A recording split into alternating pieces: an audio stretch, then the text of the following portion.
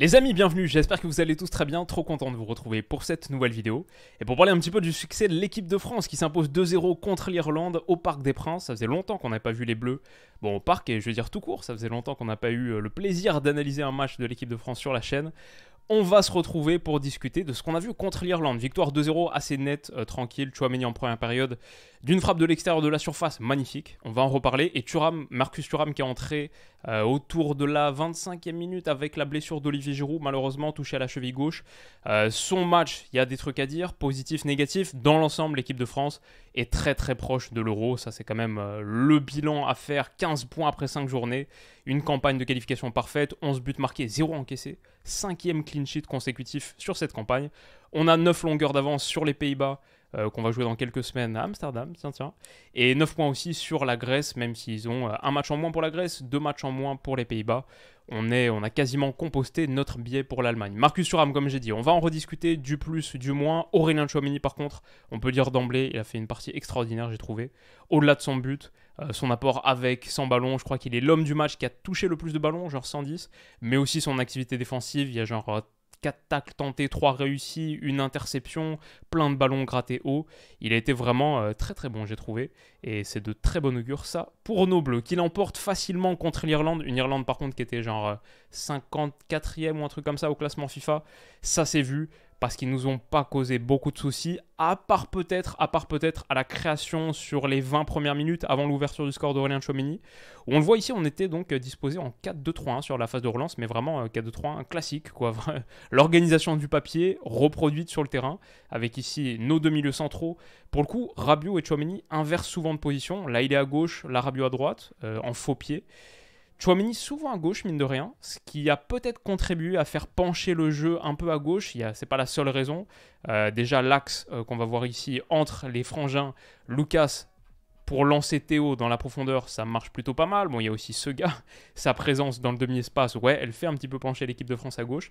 Mais Tchouaméni aussi, qui était souvent dans ce rôle, même si, comme on va le voir quelques slides plus tard, ils inversent régulièrement avec Rabiot. Bon, je pense qu'il a contribué quand il était positionné dans ce demi-espace gauche sur la ligne un peu de Kylian Mbappé, pour combiner notamment avec Théo Hernandez.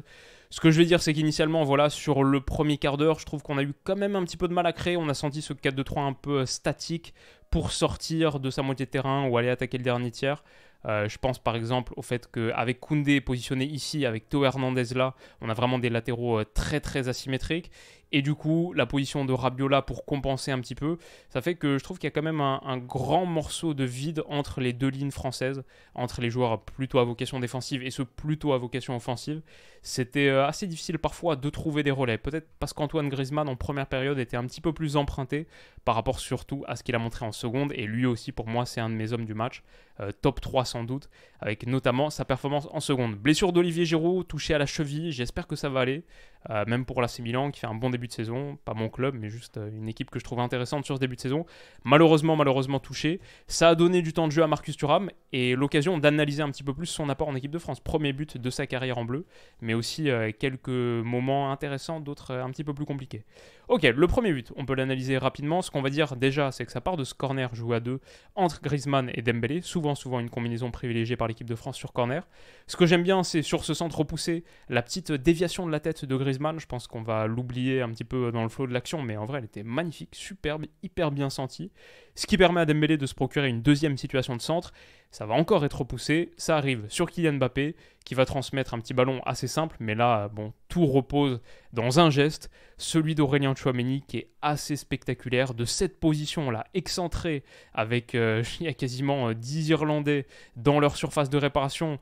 Il faut que ça franchisse, il y a combien? On va les compter, 6, 9, 12, allez, 15, 17 joueurs, un truc comme ça, en comptant ceux de l'équipe de France.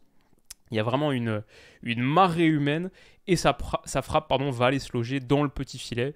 Magnifique frappe, sans élan en plus. Vraiment tout droit sur un ballon mis en retrait par Kylian Mbappé. La position de la jambe droite, là, magnifique. Je veux dire, le mollet, quoi, le côté gauche du mollet droit, il est tourné vraiment face au ciel. Enfin, c'est quelle position de frappe superbe, quel geste. Et là, c'est de derrière, c'est un petit peu moins esthétique, mais équilibre parfait et magnifique enroulé qui va aller lécher donc le poteau gauche du gardien, surtout un petit filet remarquable. Donc 1-0 et finalement derrière ça nous a un petit peu débloqué le truc. Genre jusque là c'est un petit peu difficile dans la création d'occasion, 2-3 trucs sur le côté gauche, des moments où le gardien n'était pas très serein sur des centres repoussés un peu en catastrophe. Mais bon, un petit peu difficile de créer, même après le but en soi. L'Irlande qui avait quand même besoin d'aller obtenir un résultat, c'était quand même assez minimaliste et restrictif. Grosso modo du 6-3-1, une ligne très très basse qui nous laissait pas beaucoup d'espace à exploiter pour des Théo Hernandez ou des Kylian Mbappé lancés un petit peu dans la profondeur. Ce que j'ai bien aimé malgré tout, gros match de Tchouaméni à la récupération, là typiquement hop sur un ballon et ensuite le petit geste magnifique pour permettre à l'équipe de France de recycler, de relancer un circuit. Pareil sur une transition. Et ils avaient quelques ailiers percutants rapides qui pouvaient nous mener un petit peu la vie dure en transition offensive. Bah là, excellent retour de Tchouaméni. Et encore une fois, la petite passe derrière la jambe d'appui pour permettre de relancer tranquillement avec Rabiot. Bonne entente entre les deux. En l'occurrence, Rabiot un petit peu plus à gauche. Sinon, j'ai trouvé parmi les contributeurs individuels qu'on peut distinguer Ousmane Dembélé. Techniquement, il nous a offert un petit récital quand même, que ce soit à la percussion, à l'élimination, mais sinon avec des passes bien senties comme celle-ci de l'extérieur depuis la ligne de touche. Malheureusement, peut-être qu'on le voit un petit peu moins parfois qu'un Kylian Mbappé qui peut s'appuyer sur Théo Hernandez. Et là, il y a une liaison qui marche quand même assez bien. On l'avait vu à la Coupe du Monde. Mais c'est pas, ça rappelle un petit peu même ce que fait Théo Hernandez avec Raphaël Leao, alors que combiné avec Jules Koundé, forcément c'est un peu moins son registre, un peu moins son profil. Peut-être que ça limite aussi les moments d'éclat et d'impact d'Ousmane Dembélé. Pourtant, sur quelques instants de lumière, il nous a offert quelques ouvertures d'espace assez pertinentes. Et aussi des moments de contre-pression, comme ici. Non, j'ai bien aimé le match d'Ousmane Dembélé, là, qui va aller gratter un ballon haut. Dans l'ensemble, j'ai trouvé que les Irlandais, on aurait peut-être pu presser encore plus si c'était pas un match de sélection internationale, après un début de saison déjà bien chargé, où je pense que dans l'ensemble, l'objectif, c'est pas de mettre les organismes à trop rude épreuve. Et si on peut épargner les corps, c'est pas plus mal. Mais je pense que si l'équipe de France pressait vraiment, genre, je sais pas, comme quand le PSG a pressé l'OL il y a quelques jours, on aurait pu faire très très mal, encore plus mal, parce qu'avec ballon, ils étaient vraiment pas très à l'aise, notamment sur la phase de relance. Mais bon, ça nous a permis de gagner quelques ballons de temps en temps. Le deuxième but qu'on marque au retour des vestiaires après l'entrée de Marcus Thuram, encore une fois, on l'oublie peut-être un peu, mais ça provient d'une belle ouverture, une belle passe intérieure trouvée par Ousmane Dembélé, là dans ce demi-espace, à destination d'Antoine Griezmann. Elle n'est pas forcément évidente à mettre. Bon contrôle d'Antoine Griezmann dans le sens du jeu, qui va s'appuyer sur Marcus Thuram, que j'ai trouvé un petit peu emprunté en général dans le jeu, mais sur son but, il faut souligner que son appui remise est excellent pour Antoine Griezmann, qui derrière va encore une fois s'appuyer sur notre plateforme de demi-espace gauche Théo Hernandez. Quand la France réussit à combiner de cette manière, passer de droite Ousmane Dembélé à gauche Théo Hernandez, généralement c'est très dangereux. Et on l'avait vu à la Coupe du Monde de la même manière. Quand Théo est trouvé dans ces positions-là, centre en retrait, il excelle dans ce registre. C'est très varié, les positions de centre, très variées, pardon, les types de centre de Théo Hernandez. Là, ça va trouver Kylian Mbappé en retrait, c'est contré, ça revient sur Marcus Thuram. Et j'ai envie de souligner quand même un beau geste de buteur dans la surface de réparation, avec tu sais qu'il y a un gars sur la ligne. Bah, sa frappe, elle n'est pas anodine. Je pense vraiment qu'il fait exprès de la toucher vraiment sous le ballon, de la prendre vraiment sous le ballon avec un petit effet pour que ça aille haut. C'est pas une frappe puissante, c'est pas une frappe lourde, mais c'est une frappe vraiment placée avec, je trouve, un très très beau geste de finition. Ça fait 2-0. J'ai bien aimé aussi la célébration de nos Bleus qui font toujours autant kiffer à voir. Franchement, moi j'aime vraiment bien cette équipe. Hein. Et on sent qu'il y a une osmose, une entente, une bonne humeur qui fait plaisir à voir. Premier but de Marcus Thuram, mais voilà, le geste que je soulignais là, se frapper là vraiment sous le ballon pour le lever vite en pivot. Ouais, je trouvais que c'était un beau geste de finition. 2-0 donc, grosse occasion derrière pour l'Irlande, belle parade de Mike Maignan, le seul vrai arrêt qu'il a eu à faire du match, il s'est parfaitement employé, préserve encore sa cage inviolée, 5 matchs, 5 clean sheets pour les Bleus sur cette campagne de qualif, c'est quand même assez notable. Et derrière il y a eu des mouvements pertinents, encore une fois on voit Ousmane Dembélé pour décalage Théo Hernandez, voilà un petit peu comme l'action que je soulignais tout à l'heure, quand ça part de la droite, pour aller vers la gauche, généralement l'équipe de France est très très dangereuse sur ces phases-là. Il y a eu un appui sur Kylian Mbappé au cœur du jeu qui s'est un petit peu mieux trouvé avec Antoine Griezmann. Ils sont un peu moins marchés sur les pieds en seconde période. Et Griezmann a vraiment, je trouve, sorti l'habit de lumière en seconde. A a eu une grosse emprise sur le jeu, techniquement délicieux, et ouvert beaucoup d'espace face à une Irlande qui a eu beaucoup de mal à composer avec les mouvements, ce type de mouvement de l'équipe de France dont je parlais, de droite à gauche. On voit que le bloc il a un petit peu du mal à coulisser, malgré le fait que c'était une défense d'une ligne de 5 là. Le danger axial, la présence des joueurs de demi-espace, voire de pur axe, Griezmann, Mbappé dans cette zone, Dembélé ensuite qui vient rentrer, bon, ça fait qu'il y a eu pas mal d'espace qui était ouvert. Et là, ce centre de Théo, normalement, dans un meilleur jour pour Kylian Mbappé, qui n'a pas fait son meilleur match, je dois dire, qui n'a pas été le plus tranchant et le plus finisseur-tueur. Là, normalement, dans un autre jour pour Kylian, ça fait 3-0. Malheureusement, on restera à 2-0. Marcus Thuram, encore une fois, là j'ai envie de mettre en lumière cette action. Un bon retour dans les pieds et de la contre-pression. Généralement, l'équipe de France a gagné des ballons hauts comme ça sur des phases de contre-pression. Et Griezmann, il peut lancer Mbappé dans la profondeur. Il va avoir un contre 1 qui va rater, si je me souviens bien. Mais il était de toute manière hors jeu de pas grand-chose. Tchouaméni, si on doit parler de son jeu, on a parlé un petit peu de la contre-pression, on va y revenir dans quelques séquences. Mais la frappe, la qualité de frappe, je trouve que c'est en vrai... Quel milieu central, pur milieu central, plutôt limite à vocation défensive, aujourd'hui dans le foot européen, a une meilleure frappe de l'extérieur de la surface qu'Aurélien Tchouaméni? Je trouve pas beaucoup. Parce qu'au-delà des buts, un peu dont on se souvient qu'il a marqué ce soir, mais aussi contre l'Angleterre bien sûr à la Coupe du Monde, je trouve que c'est très souvent cadré, et souvent cadré dangereux, genre fort puissant, un petit peu sur le côté. Il a vraiment, et là je parle vraiment pour un milieu défensif. Ouais, il y a plein de milieux offensifs qui sont vraiment extraordinaires sur leur frappe extérieure de surface. On peut Kevin De Bruyne, Martin Odegaard, comme ça pour en citer quelques-uns, mais sur des purs milieux défensifs. En tout cas, je pense que Tchouaméni, il est top 5, ou pas loin. Rodri, c'est pas mal. Mais ouais, en tout cas, superbe frappe. Elle est repoussée, mais c'était une belle tentative et c'est le genre de truc qui débloque des matchs. Là, c'est le premier but du match dont on a parlé tout à l'heure. C'était aussi le cas contre l'Angleterre à la Coupe du Monde, un but tellement important, crucial pour nous.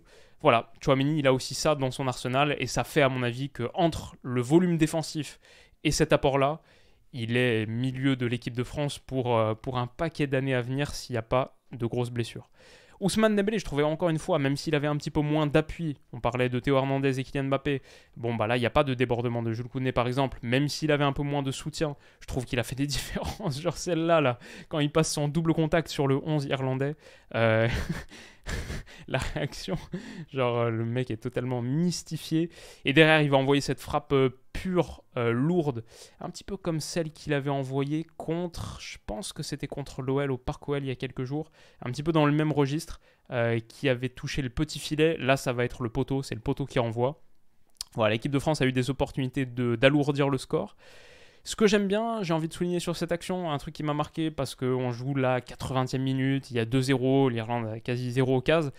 Ce genre de geste-là de Marcus Thuram, aller presser le gardien, tacler pour tenter de contrer le dégagement, pour moi c'est un petit peu, peut-être que je lis un petit peu trop dans cette situation, mais pour moi c'est le genre de geste que tu vois dans une équipe de France qui est tellement fournie en talent, tellement riche en talent, que même à la 80e minute, d'un match où tu gagnes 2-0, d'un match qui n'est pas si important que ça pour les Bleus, etc., chaque opportunité de se montrer est tellement clé pour des joueurs comme Marcus Thuram que tu te donnes à fond. Et ça, je pense que c'est permis par la mentalité qu'il y a dans cet effectif, dans ce groupe, sans doute que Didier Deschamps a son rôle là-dedans, mais aussi, je dirais, la richesse de l'effectif français, la richesse du vivier français, fait que tu es toujours obligé d'être à fond, même sur quelques minutes, même sur les moments où, grosso modo, le match est fini, parce que la concurrence est telle que tu veux vraiment te mettre en lumière constamment. Et je trouve que pour une équipe de France qui joue souvent des matchs assez faciles pour elle, il n'y a pas vraiment d'économie d'effort, à part peut-être de certains cadres qui sont absolument assurés de leur place. Peut-être parfois Kylian Mbappé, peut-être parfois Antoine Griezmann, et encore pas si souvent que ça.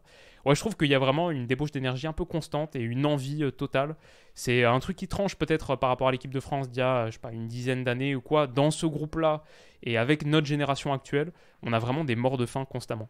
J'aime bien, ça me parle, et cette action, je trouvais que c'en était une petite illustration. Voilà, petit aparté là-dessus. Bon, encore une fois, 86e minute, la contre-pression d'Antoine Griezmann. Après, lui, il a aussi ça dans le sang et dans son profil technique. Je pense que c'est même plus que le contexte qu'on a décrit. C'est juste Antoine Griezmann, il est ce gars-là, il est ce type de joueur-là. Même passé à l'école du Cholismo. Mais derrière, récupération, parce qu'Antoine Griezmann, il y a une seconde lame qui s'appelle Aurélien Tchouaméni et il y a eu quantité de ballons hauts grattés comme ça. Encore une fois, 2 minutes plus tard, sur une transition offensive irlandaise, bah non, il n'y a rien du tout. Il y a de la contre-pression et il y a encore une récupération haute pour l'équipe de France. Donc ouais, très gros match d'Antoine Griezmann, très gros match d'Aurélien Tchouaméni, ça c'est mon top 2 de l'équipe de France sans aucun doute. Et après, il y en a pas mal que j'ai cités, mais dans l'ensemble, je trouve que quasiment tout le monde a été bon. Marcus Thuram, malgré son but, il y a eu des moments où il a eu un petit peu du mal à s'insérer dans le jeu de l'équipe de France autour de la surface de réparation, typiquement sur cette passe de Kylian Mbappé qui doit aller chercher Kingsley Coman. Et idéalement, je pense que lui, il doit être placé un peu là pour aller reprendre un centre au premier poteau sur ce genre d'action classique. Et ben en fait, il va neutraliser la connexion entre les deux en interceptant ce ballon. Et il y avait aussi eu une situation sur un centre en retrait de Théo Hernandez, il me semble ici, ou je me souviens plus exactement, peut-être de Rabiot. Un centre en retrait où il coupe le centre alors qu'il revient depuis l'extérieur, il revient de derrière, alors qu'il y a Koundé qui peut finir en une touche. Des moments où Marcus Thuram a eu du mal un petit peu à se mettre au diapason du collectif.